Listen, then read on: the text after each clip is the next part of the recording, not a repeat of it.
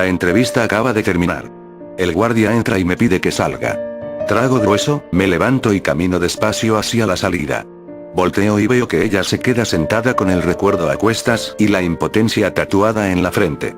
Sus manos esposadas se entrelazan, como rezándole a un Dios que no la escucha, y sus ojos, presos bajo un velo de arrepentimiento inútil, se pierden nuevamente en la negrura de la pared, en las sombras de la incertidumbre. Es Marta, tiene 19 años y está condenada a 100 años de prisión. Decidí entrevistarla porque su historia es el reflejo de nuestra propia decadencia. Me costó mirarla a los ojos, pues uno puede perderse en sus interminables llamas, en el lago negro de la infinita maldad generada por las circunstancias. Me preparé bien antes de la entrevista, sin sospechar que para lo que estaba a punto de hacer no existía preparación posible. Ese día salí de mi casa a las 7 de la mañana y en 15 minutos estuve en el portón principal del sistema penitenciario Puerta de la Esperanza, la Chácara, como la conoce el pueblo. Después de identificarme, el alguacil me condujo a una oficina donde hablaría con el alcaide, un exmilitar regordete que estaba a punto de retirarse. Los grados sobre una de sus descosidas charreteras y una foto con un general del ejército eran los únicos recuerdos de sus glorias pasadas. Había conversado con él por teléfono para coordinar la realización de la entrevista que iba a realizarle a Marta. Me dijo que solo tendría 2 horas con ella y que después ya no podría volver. Fue directo y tosco, como era de esperarse. El alguacil me condujo por la calle de 100 metros que une la zona de revisión con los pabellones de las celdas de mujeres. Mientras caminaba, pensé en lo difícil que debía ser estar por tantos años en un lugar tan hacinado y espantoso. Sentí pena por Marta y por los otros reclusos, pues no sabía en lo que me estaba metiendo. Como periodista, solo trato de hacer mi trabajo, pero algunas veces es imposible impedir que nuestros propios sentimientos y nuestras propias realidades se mezclen con la historia. Todos somos de carne y hueso, todos somos humanos y tenemos sentimientos. Bueno, casi todos, porque algunos, como Marta, no. Llegué pronto a los pabellones de celdas y el alguacil me ordenó que esperara mientras él hablaba con las oficiales que estaban de guardia. Tuve que llenar una hoja de registro y dejar mi celular, mis llaves y mi faja en una cajita de madera. Solo me permitieron llevar mi pequeña grabadora digital y una revista que traía de regalo. El alguacil abrió una reja que daba a un pabellón sombrío, en cuyo centro corría un riachuelo de un líquido maloliente. Orines, probablemente. Pasé. Ella está ahí, en la celda 32. Yo lo voy a esperar aquí. Tiene 2 horas, me dijo, señalándose el reloj con su dedo índice. Caminé por el pasillo, evitando pisar el riachuelo, y cuando llegué a la celda 32, la vi. Estaba sentada en la cama, con las manos esposadas, viendo hacia la pared. Frente a ella había una silla, puesta ahí para que yo me pudiera sentar. Del techo pendía en un alambre una bombilla vieja, de esas baratas de 10 watts que no iluminan muy bien. Hola, Marta. Soy Carlos Benavides, del diario La Prensa. Imagino que te informaron que iba a venir a entrevistarte. Le pregunté. No me contestó y siguió mirando fijamente a la pared. En la escuela de periodismo, algunos profesores nos enseñaron a respetar el silencio de nuestros entrevistados, pues, en sí, el silencio es una respuesta. Pero otros, los que se habían formado como reporteros en las calles, donde la vida es dura, nos enseñaron a moldear nuestras preguntas, nuestros tonos y a usar cualquier elemento para lograr nuestro objetivo. No voy a mentir, los periodistas no somos totalmente honestos. Hincamos e hincamos hasta obtener lo que queremos. Me dijo el alcaide que te gusta leer. Te traje una revista como agradecimiento por acceder a realizar la entrevista, le dije, sabiendo que estaba cayendo en lo más bajo del periodismo, sobornar al entrevistado a cambio de sus palabras. Es televisión y novelas, y creo que te va a gustar, continué. Sin embargo, mi propuesta captó su atención. Y eso fue un regocijo para mí, pues los minutos seguían corriendo. Volteó lentamente, me miró de pies a cabeza, enfocándose por un instante en la revista que yo sostenía, e hizo un gesto con su cabeza para que entrara. Me senté en la silla, a unos metros de ella, saqué mi grabadora del bolsillo y puse la revista en mis piernas. Le pregunté si estaba bien que grabara sus palabras. Marta asintió con la cabeza y, al hacerlo, su semblante cambió inmediatamente, de aquella cara perdida en la oscuridad a la de alguien común y corriente, una mujer que perfectamente podía estar sentada en la banca de un parque. Era una mujer bonita, con una cara de ángel y un pelo castaño que le caía sobre los hombros. Llevaba una camisola que sugería la enormidad y perfección de su busto y, a pesar de no tener maquillaje, sus labios parecían estar pintados con un lápiz labial natural. Un tanto incómodo ante la imagen de esa mujer tan sensual, tragué un poco de saliva y me hice el pelo para atrás con una de mis manos, el tic del que siempre soy presa cuando estoy nervioso. Presioné el botón rojo de mi grabadora, la sostuve en mi mano y comencé. Muchas gracias por acceder a esta entrevista. Te aseguro que no vamos a editar nada de lo que digas. Simplemente queremos que nos contes tu historia, le dije, dándome cuenta de que tenía clavados mis ojos en sus pechos. Entonces me callé y la vi inhalar un poco de aire antes de sonreír, pues se había dado cuenta de que yo la miraba. Parecía como si, dentro de ella, una mujer tan joven, estuvieran acumuladas miles de experiencias vividas. Parecía como si fuera una gran estrella dentro de una oscura constelación familiar. Así empezó la narración de Marta, que más que entrevista, se convirtió en monólogo. Tengo 19 años y hace 2 que estoy presa. Yo no he hecho nada y aquí me tienen, ¿te podés imaginar?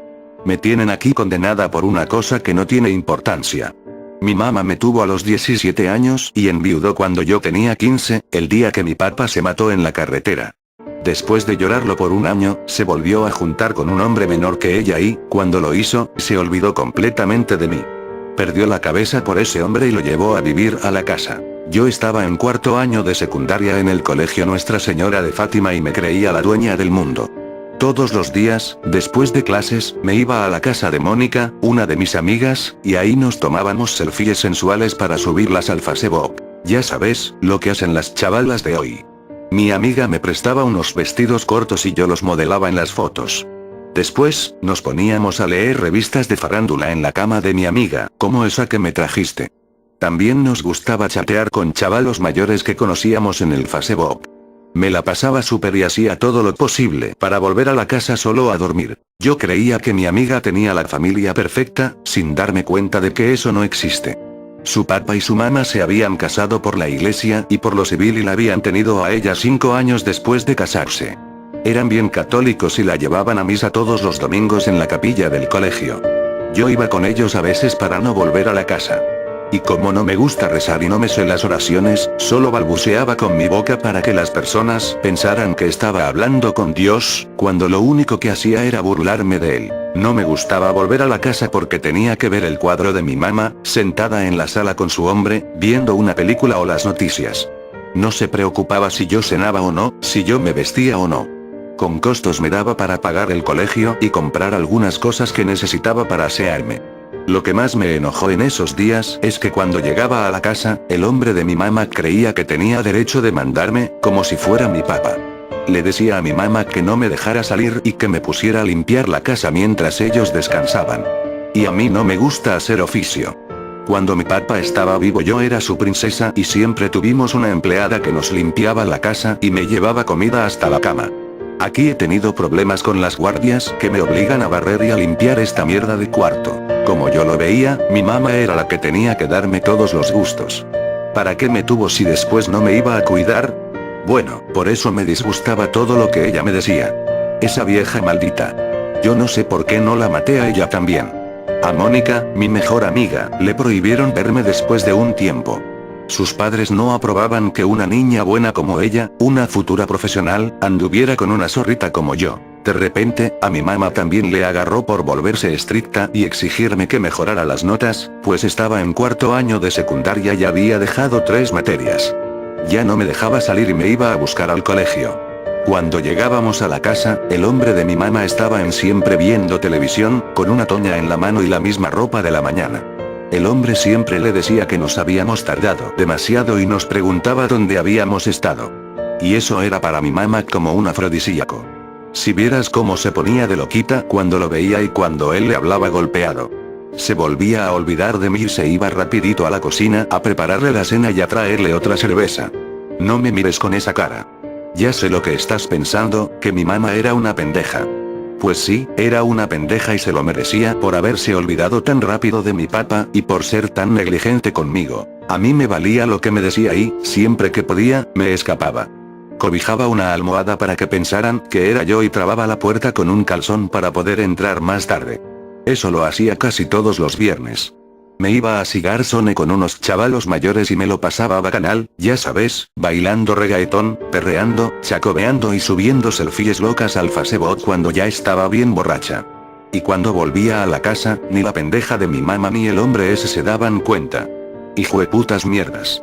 Se las hacía todos los fines de semana y ellos de pendejos pensando que yo estaba dormida. ¿Y vos, pedazo de mierda, por qué me ves así? ¿Te gusto, acaso? ¿O me estás juzgando?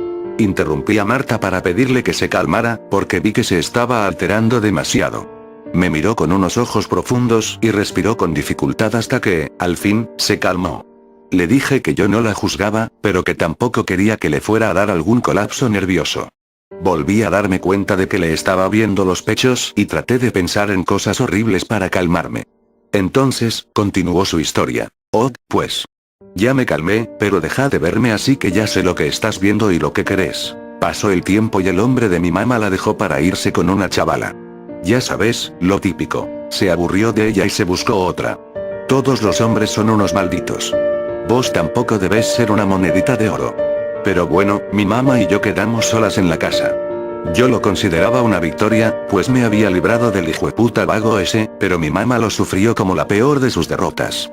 Se la pasaba llorando todo el día por ese hombre, como si le hubieran arrancado la mitad del corazón, pero la tristeza se le acabó después de 2 meses y entonces, ¡zas! Se dio cuenta de que tenía una hija. Cuando ese hombre se fue, mi mamá enfocó su atención en mí. Pero creo que exageró, porque ya no me dejaba salir a ningún lado y corría a todos los chavalos que llegaban a la casa a buscarme. Fue entonces que, verdaderamente, la empecé a usar como trapo viejo. Si quería mi cariño, entonces le iba a costar caro. Le dije que le iba a hacer caso, pero que necesitaba que me diera reales todos los días para ir a la escuela.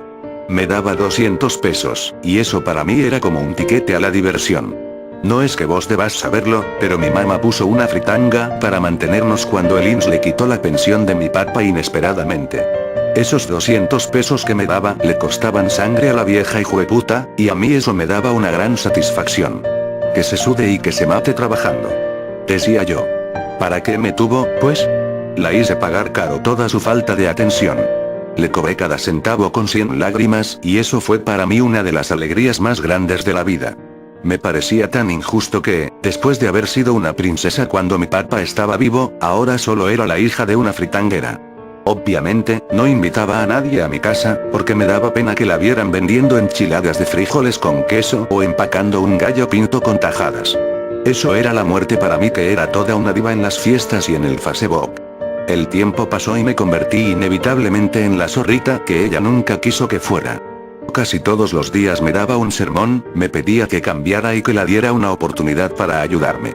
Pero yo no le hice caso. ¿Por qué iba a escuchar a alguien que no tenía la autoridad moral para reclamarme? Continué con mi vida alocada y desenfrenada. Una noche de diciembre, salí con un chavalo de Matagalpa, a quien había conocido por Facebook. Era mucho mayor que yo y en la imagen de su muro tenía unas fotos de él montando en un caballo negro en uno de los tantos desfiles hípicos que se realizan en el norte de nuestro país.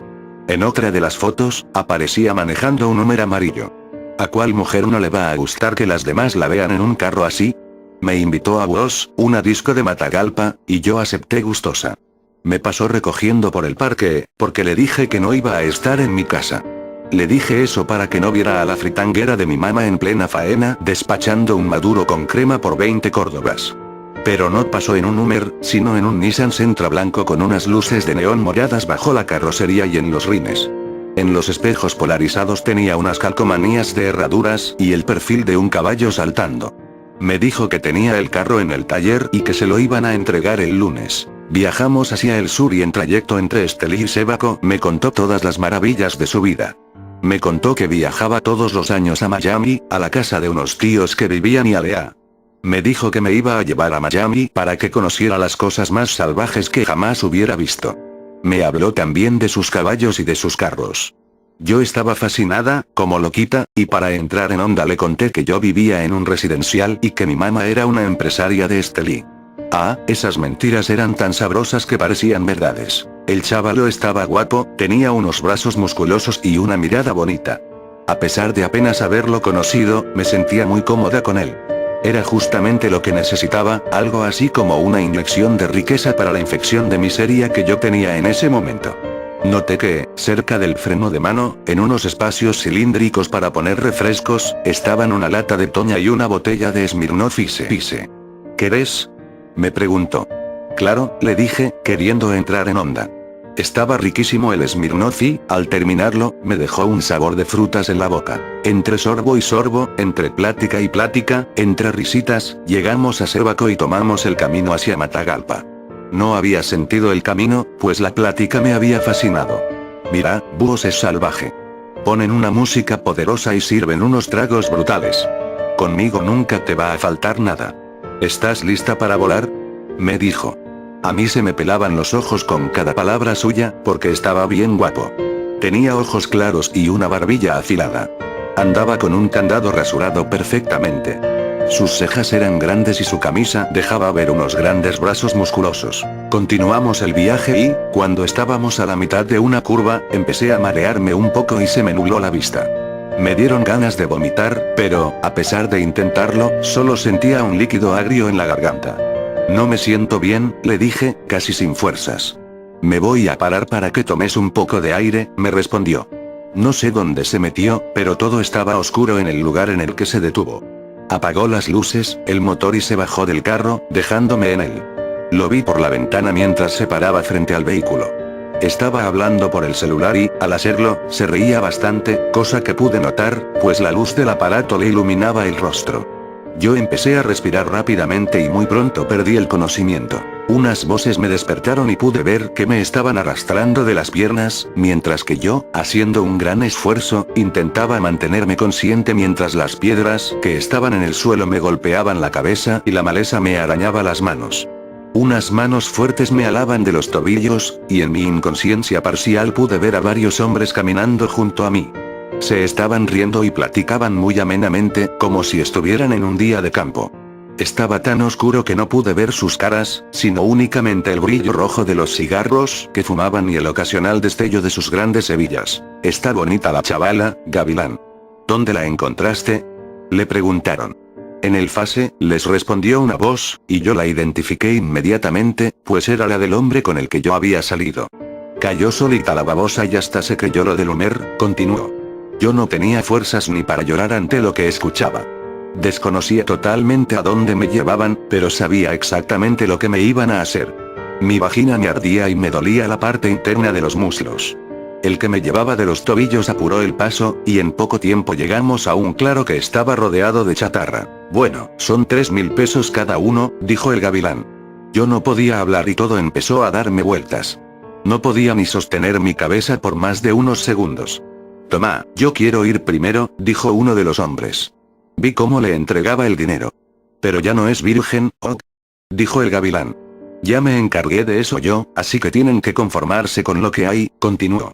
Sos maldito, Gavilán, le dijo uno de ellos. Pero bueno, de todas formas está bien buena la chavala. El Gavilán metió sus manos poderosas en mis axilas y me levantó hasta ponerme encima de la tapa del motor de un carro destartalado que estaba ahí. Dale, pateperro, tenés 20 minutos. No le pegues mucho, que no queremos un problema, le advirtió. El hombre que había pagado por mí se acercó despacio, desabrochándose el pantalón mientras lo hacía. Me abrió las piernas violentamente, levantándome a la vez el mini vestido que yo llevaba puesto. Me había puesto ese vestido para conquistar al Gavilán, sin saber que acabaría conquistando a una jauría. Pronto lo sentí dentro de mí, desgarrándome, haciéndome daño. El dolor se intensificó y, a pesar de luchar con todas mis fuerzas, no podía mover ni las manos o hacer el más pequeño esfuerzo por quitármelo de encima. Como yo trataba de luchar, el hombre se incomodó un poco y empezó a abofetearme fuertemente. Cálmate, zorra, me decía mientras me pegaba. Me siguió penetrando violentamente y ya no podía sentir las piernas. El hombre dejaba caer gotas de un pegajoso y maloliente sudor sobre mi pecho mientras me decía cosas horribles en el oído. Ya estuvo, dijo el Gavilán. Si querés más, son otros 3.000 cuando te vuelva el turno. Dale pues, pelón, le dijo a otro de los hombres. Te toca. El pelón le entregó el dinero y se tomó el tiempo para contar billete por billete mientras yo quería morirme encima del carro, apenas con aliento para mantenerme despierta. Y así le tocó el turno al pelón, al Mechas, a Braulio y a Lupe. Todos me pegaron y todos saciaron su apetito voraz conmigo. Ese día, el Gavilán recogió 18,000 córdobas, 15,000 en turnos simples y 3,000 en el turno extra que quiso el pateperro. Bueno, chavalos. Aquí terminamos, les dijo.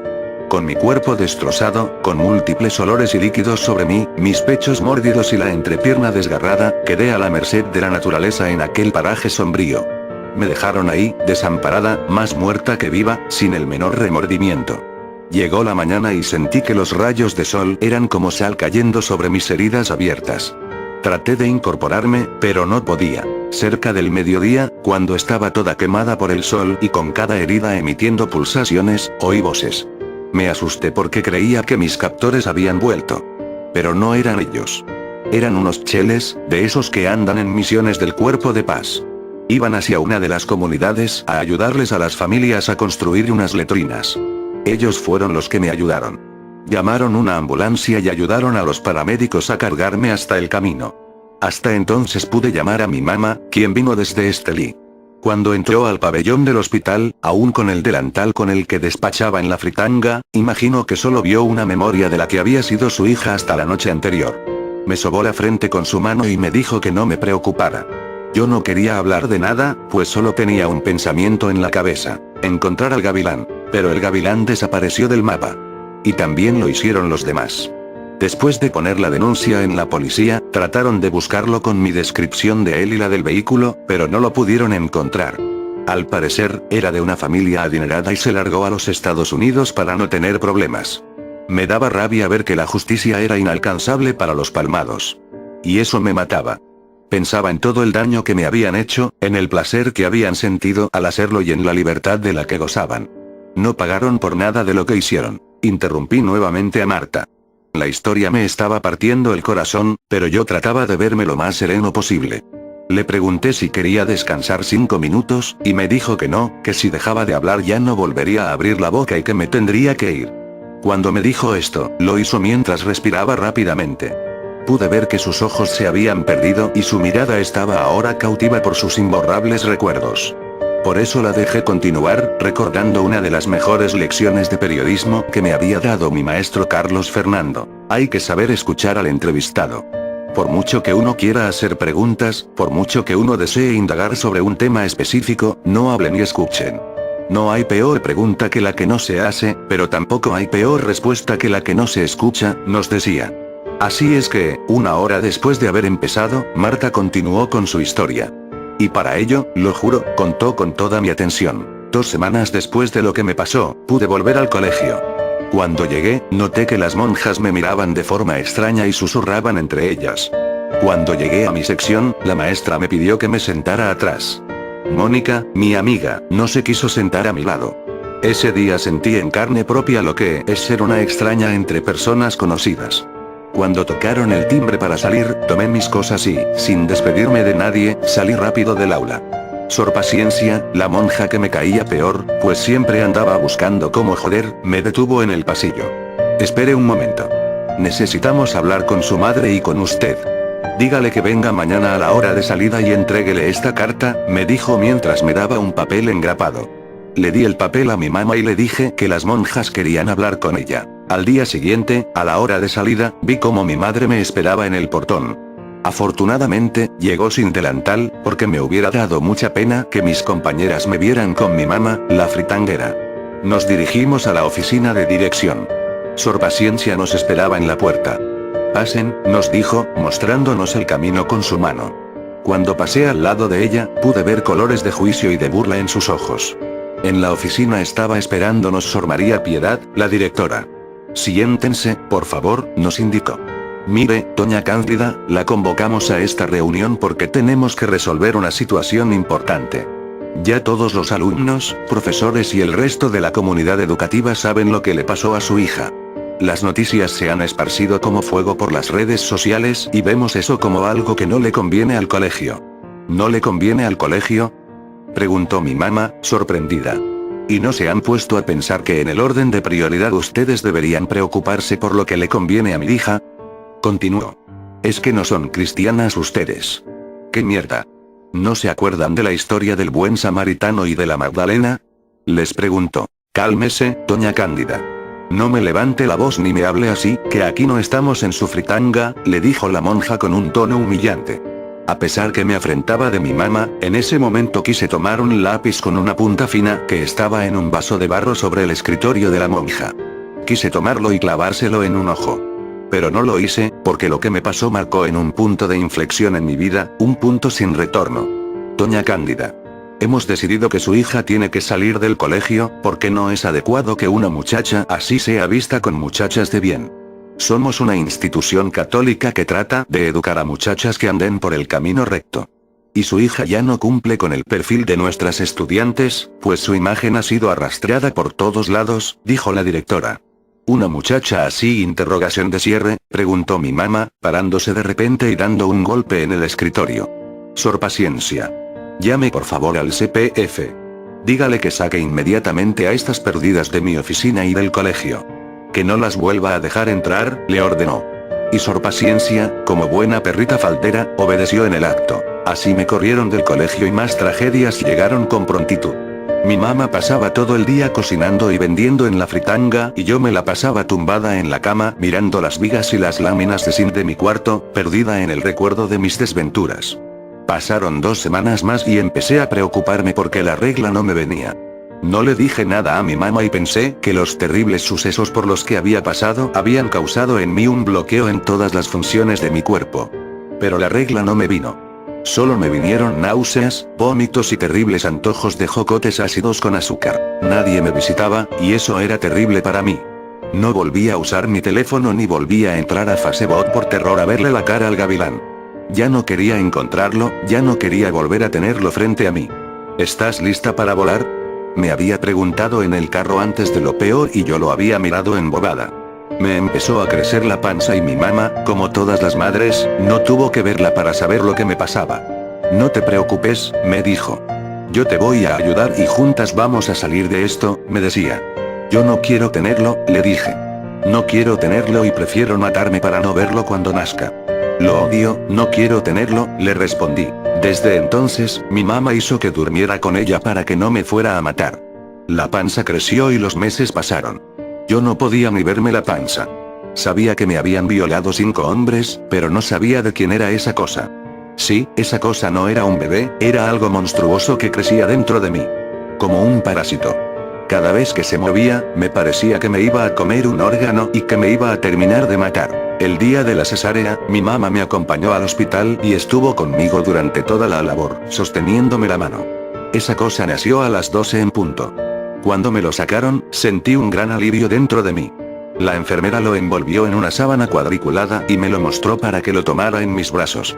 No lo quiero, no lo quiero. Quítemelo de aquí, vieja hijueputa. Le grité. Entonces la enfermera se lo dio a mi mamá y a mí me dieron un sedante para que me pudiera dormir, pues estaba descontrolada. Al día siguiente, me dieron de alta y, mientras viajábamos en el asiento trasero del carro, yo solo miraba por la ventana. Mi mamá llevaba al niño, sí, era un varón. Lo llevaba envuelto en sábanas y en una de sus manos llevaba la epicrisis que le entregaron en el hospital. No quería verlo, no quería tocarlo. Me daba asco y rabia pensar que eso había salido de mí. Mi mamá quería dármelo para que le diera de mamar, pero fue imposible. Yo no permitía que me lo acercaran. Mi mamá tuvo que comprarle un sustituto de leche materna para darle la pacha los primeros días y que no muriera de hambre. Apenas pude incorporarme, sentí un cambio en mi ser. Empecé a salir como lo hacía antes. Me iba a la Cigarzone a bailar y dejaba a mi mamá dándole de comer a esa cosa fea. Conocí a otros chavalos y traté de borrar mi memoria perdiéndome en el ocio y en la diversión. Le robaba reales a mi mamá y salía todos los días. Salía a cualquier lado, donde fuera. Solo quería salir y olvidarme de todo. Cuando llegaba a la casa, de madrugada, esa cosa siempre estaba llorando. Un día, mi mamá no aguantó más y me lo llevó al cuarto. «Tenés que darle de mamar», me dijo. «Se va a enfermar el niño», continuó. A mí me habían violado 5 hombres, y hasta entonces no sabía quién era el papá de esa cosa. Esa noche fue la primera vez que lo tomé en mis brazos y que lo vi a la cara. Y ya no tuve que seguir haciéndome la pregunta. Tenía unos grandes ojos claros y una barbilla afilada. Era todo un gavilán. Cuando lo vi, lo tiré en la cama bruscamente. Cuando cayó, rebotó y se golpeó la cabeza en la pared. Empezó a llorar y su llanto fue para mí como que me metieran un punzón en los oídos. Cállate, cállate. Te odio, no te quiero, te odio, le grité y esa cosa no paraba de llorar. Mi mamá lo agarró rápidamente. Sacó una diclofenac de su bolsa y le puso un poco en la cabeza. Se volteó y me dijo, tarde o temprano tenés que quererlo. Es tuyo y no lo podés desamparar. Váyase a la mierda usted con esa cosa, le respondí. No me voy y aquí te lo voy a dejar. Yo tengo que trabajar para mantenernos y así no puedo, me tenés que ayudar, me dijo. Me dejó a esa cosa en la cama y salió rápidamente del cuarto. Lo quedé viendo y, sin hacerle caso, busqué una ropa para cambiarme y salir. Se puso a llorar porque seguro tenía hambre, pero yo, inmutable, me seguía alistando. La forma en que lloraba me descontrolaba. Cállate, cállate, cállate ya, monstruo de mierda. Te odio, le gritaba mientras casi se ahogaba en su llanto. Ese día salí y lo dejé llorando en el cuarto. Cuando volví, en la tarde, encontré a mi mamá cargándolo. La cama estaba llena de mierda y de babas por todos lados. Tenés que cuidarlo. Es tu hijo, me dijo nuevamente. Quitó las sábanas sucias y me dio unas nuevas para lo yo las pusiera. Me dio también unas almohadas. Póneselas al lado para que no se caiga, me indicó. No lo voy a cuidar, le dije. Lo odio. No lo quiero. Yo quiero salir y divertirme, continué. No me importa que tengas que salir. Aquí te lo dejo. Tenés que cuidarlo, me volvió a decir. Pero todos los chavalos de mi edad están en una fiesta a la que quiero ir. Sí, hija, me dijo. Pero vos tenés una responsabilidad. No me importó nada de lo que me dijo y volví a dejar al niño solo. Salí y no regresé hasta bien entrada la madrugada. Otra vez estaba mi mamá en mi cuarto con esa cosa en sus brazos. Aquí te lo dejo. Y te lo voy a cambiar y a volver a dejar aquí hasta que recapacites, me indicó. Lléveselo. Lléveselo de aquí que no lo quiero ver, le dije, pero ella no me escuchó. Lo acostó en la cama, al otro lado de las almohadas que lo protegían. Me quité la ropa, muy enojada. Me senté en una silla que tenía y decidí no acostarme en la cama con esa cosa. Pero esa cosa no paraba de verme y de sonreír. ¿Qué me ves, pedazo de mierda? Le pregunté, como si en verdad esa cosa fuera a contestarme. Y esa cosa no me respondió, obviamente, pero me sonrió. Su sonrisa no era humana. Era la sonrisa de un gavilán. Deja de reírte, monstruo, le grité de pronto y el grito lo asustó. Empezó a llorar sin control. Y ya no pude más. Cállate, pedazo de mierda. Cállate ya, le grité, pero no dejaba de llorar. Me miraba con los ojos claros llenos de lágrimas y lanzaba unos berridos que me destrozaban los oídos. Sin pensarlo, tomé una de las almohadas y se la puse en la cara. Apreté con fuerza y su llanto bajó de tono. Seguí apretando y sentí cómo se movía ese monstruo debajo de mí. Y entonces, al poco tiempo, se cayó. Su silencio fue para mí la cosa más reconfortante del mundo. Ahí estaba esa cosa, en mi cama, con la mirada perdida en el techo, como buscando a su padre, el gavilán. Agarré una bolsa negra y lo metí como perro dentro de ella. Salí de la casa por la parte de atrás para que mi mamá no me viera y llevé conmigo la bolsa. Agarré un taxi y le pedí que me llevara a la cuesta de la gavilana. Sería una tumba apropiada para el monstruo que llevaba en la bolsa. El taxi me dejó al lado de la carretera y, cuando se fue, subí a un pequeño bordo que hay ahí. ¿Estás listo para volar?, le pregunté. Agarré la bolsa y, con fuerza, la lancé al vacío. La lancé hacia el abismo, hacia la nada, hacia el olvido. Después de hacerlo, volví caminando a Estelí. Cerca del semáforo me topé con una patrulla. Mi mamá venía en ella y se bajó con unas policías. ¿Qué hiciste?, me preguntó. Le enseñé a volar, como su papá, le respondí, entre risas. Tuve que llevar a las policías a la gavilana y mostrarles el lugar en el que lo había tirado. Al poco tiempo recuperaron la bolsa. Mi mamá me abofeteó fuertemente mientras las policías me esposaban. El juicio duró poco y, por supuesto, me condenaron a la pena máxima. La jueza decía que nunca había visto a alguien tan sin alma como yo, pero eso a mí no me importó. Ya era libre, a mi modo, pero libre, señor periodista. Ya terminó el tiempo, me grita el guardia que me había traído. Un minuto, le digo. Ya voy. Me siento horrible tras escuchar la historia de Marta. Sabía que había hecho cosas espantosas, pero nunca me imaginé que fueran ese tipo de cosas. Ella me mira fijamente y, al hacerlo, sonríe mientras balancea sus pies y forma círculos con ellos. Compa, sálgase ya, me dice el guardia con un tono brusco. Voy, le digo. Le pregunto a Marta si tenía algo que decir, y ella me dice que me acerque, que apague la grabadora y que me incline para decírmelo al oído. Lo que me dice me deja helado mientras me sorprendo viéndole sus pechos. Guardo mis cosas, me despido y le agradezco. Trago grueso, me levanto y camino despacio hacia la salida. Volteo y veo que ella se queda sentada, con el recuerdo a cuestas y la impotencia tatuada en la frente.